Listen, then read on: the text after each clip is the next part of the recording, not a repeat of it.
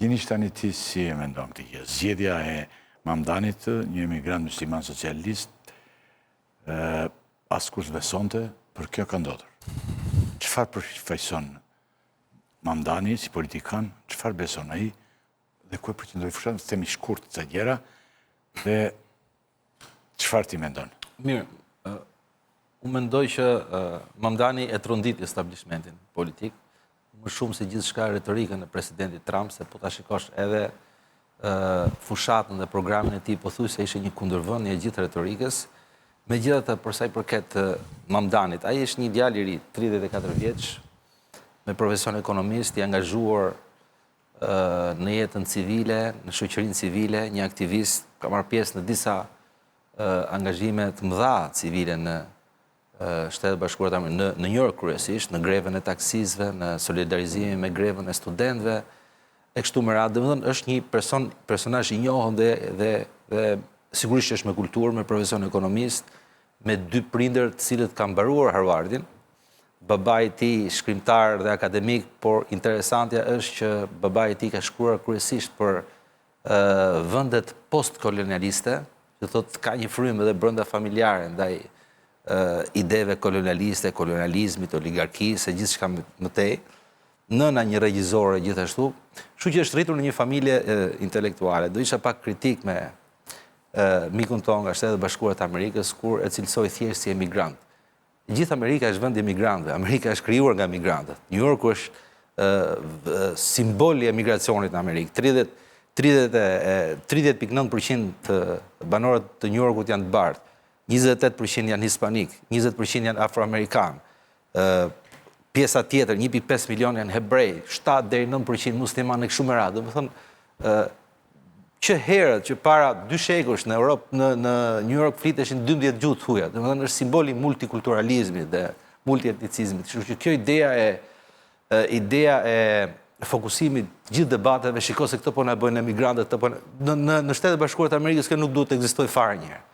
Se Shtetet Bashkuara të Amerikës janë qerë dhe emigrantës, janë krijuar nga emigrantët, e kanë ndërtuar emigrantët. Dhe ky është problemi i madh edhe i diskurit politik të 2 partive të mëdha, të cilët herë ofrohen ndaj problematikave të emigrantëve, ndërkohë që e djathtën presidentin Trump pothuajse është kthyer në armike. Ajo që bëri Mamdani është që tronditi gjithë lobingjet, tronditi media njërë, sepse të gjithë mediat e nxjerrin humbës. Ju do thoni që edhe presidentin Trump kështu e nxorën. Nuk është aq e thjeshtë, sepse në Shtetet Bashkuara të Amerikës mediat janë parë gjithmonë si një deri para pak kohësh, po themi, si një habitat ku liria gjen veten e saj. Ndërkohë ka kohë që mediat e Shtetet Bashkuara të Amerikës në një pjesë të madhe të tyre, po themi, ndoshta edhe në raste specifike, janë kthyer në mjet propagande. Kështu që ai goditi këtë lloj propagande. Ai goditi kastën e oligarkëve, e goditi kastën e oligarkëve. Ishin më shumë se 26 miliarderë cilët u aktivizuan financiarisht në fushat, 17 për të cilët ishin newyorkez. Hodhën miliona dhe miliona kundër këtij. Ndërkohë ai aktivizoi, ose më mirë po themi, u mbështet vullnetarisht nga 90.000 njerëz dhe përmbysën gjithë tjetër çfarë mund të themi, dominoi rivalet, i dominoi patjetër rivalet e tij, sidomos në disa çështje shumë specifike që kishin ndikim në debatin e madh publik, referuar këtu dhe situatës ndërkombëtare. Për shembull, kur u pyetën rivalet e tij cilin vend do të vizitoni pasi fitoni zgjedhjet, që të gjithë patën një përgjigje: do vizitojmë Izraelin. Ndërsa Mamdani tha: do vizitoj lagjet e varfra të New Yorkut. Me pak fjalë, ajo që lidhur me situatën, po themi, meqense u futëm te Izraeli, ai është një musliman, nuk e ka fshehur kurrë dhe kjo është një nga arritjet e tij të mëdha. Ai nuk ka fshehur që është emigrant, nuk ka fshehur që është musliman, nuk ka fshehur, madje nuk u intimidua kur i quajtën fundamentalist, komunist, e gjithçka tjetër. Me pak fjalë, Mamdani solli një model tjetër, modelin e njeriut tek njerëzit. Erdhi nga njerëzit, u mor me problemet e tyre dhe njerëzit këtë duan. Kjo është dhe tronditja më e madhe që i dha establishmentit. Lidhur me presidentin Trump, ndërhyrja, se zotëria thot me drejt që janë zgjedhje lokale, po ndërhyrja kaq e fuqishme disa herë gjatë fushatës se presidenti Trump nuk ishte aq e thjeshtë.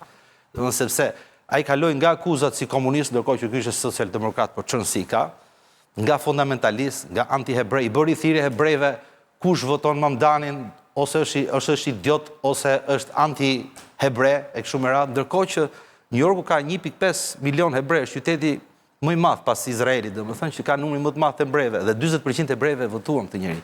Që do thotë, edhe çështja me hebrejt, kjo propaganda e madhe që nëse kritikon politikat sionistet Netanyahut, ti tregon një antisemitizëm ka rënë, domethënë po bien jo vetëm establishmenti, po gjithë tezat e establishmentit.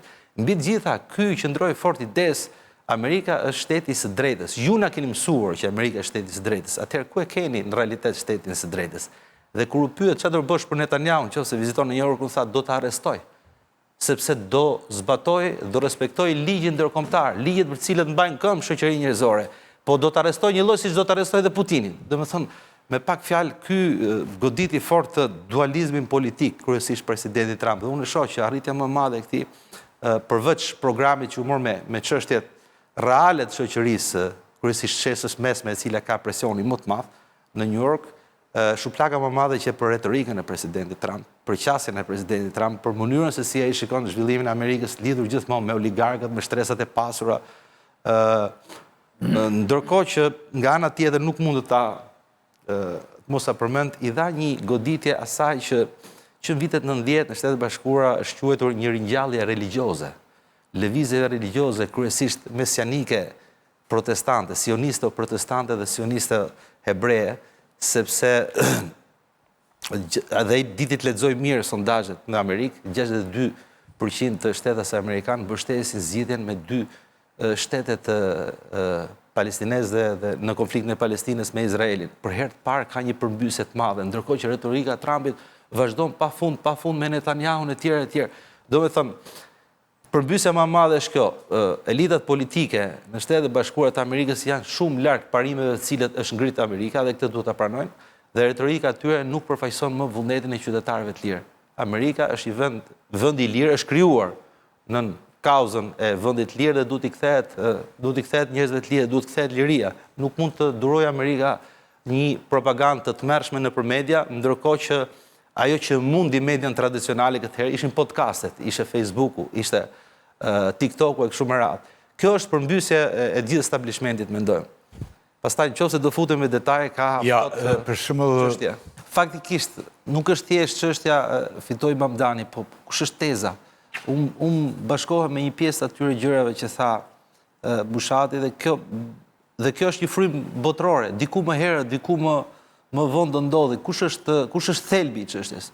Nëse Perëndimi ishte dominant, deri para rënies murit Berlinit ishte dominant sepse kishte një ideologji përballë dhe shikonte armiqësore, që ishte Rusia, ideologjia komuniste. Me rënien e ideologjisë, me radhë rivaliteti, kështu që e majta dhe djatha doli nga formula klasike të qenurit majt dhe djath. Dhe është e vërtetë që ashtu siç ndodhi në Shqipëri, ndodhi në Shtetet Bashkuara të Amerikës, ndodhi në Gjermani në zgjedhjet e fundit. Të majtët sillen si djathtë dhe djathtët sillen si të majtë, sepse nuk kanë rivalitet të madh.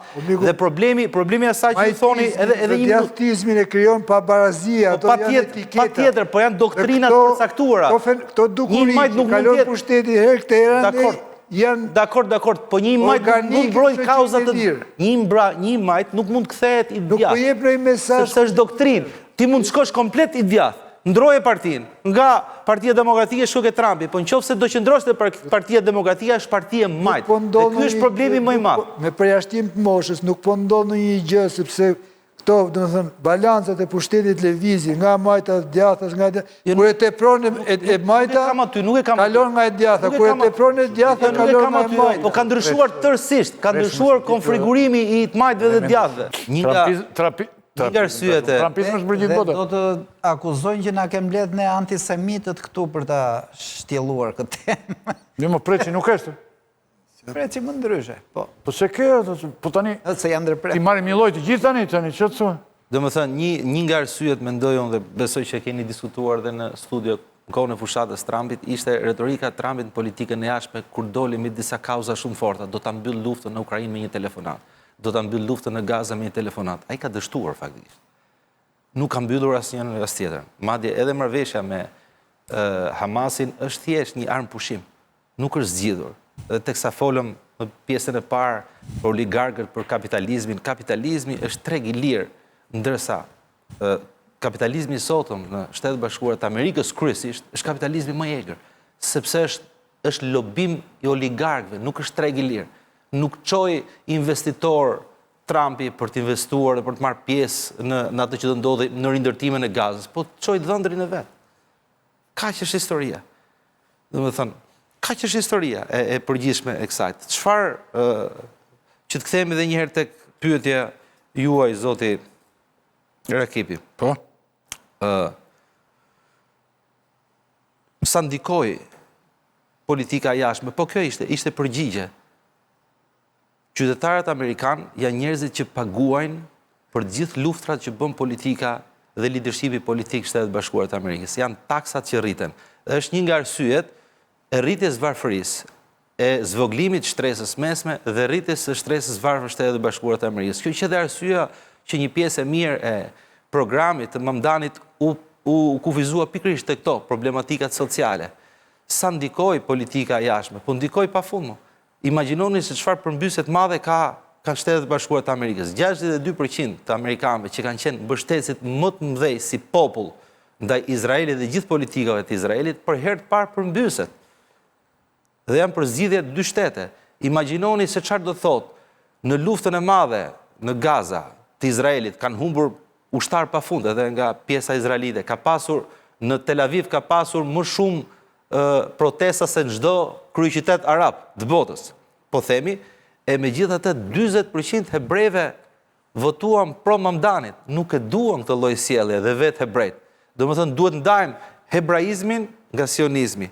E para, e dyta, politika e jashtme reflekton në zhvillimet e brendshme kur ajo përdoret për interesa platformash të brendshme. Dhe kjo ka qenë. Presidenti Trump e përdori politikën e jashtme krejtësisht në favor të zgjedhjeve të tij, ndërkohë që ka dështuar totalisht. Është komplet dështimi i presidentit Trump dhe unë vazhdoj të qëndroj. Shuplakën më të madhe në këto zgjedhje e ka marrë trumpizmi, retorika trumpizmit, ekstremizmi i djathtë. Nuk është e djathtë më. Mënyra se si qaset politikës Trumpi nuk është i djathtë, por është ekstrem i djathtë në të gjitha qaset e tij.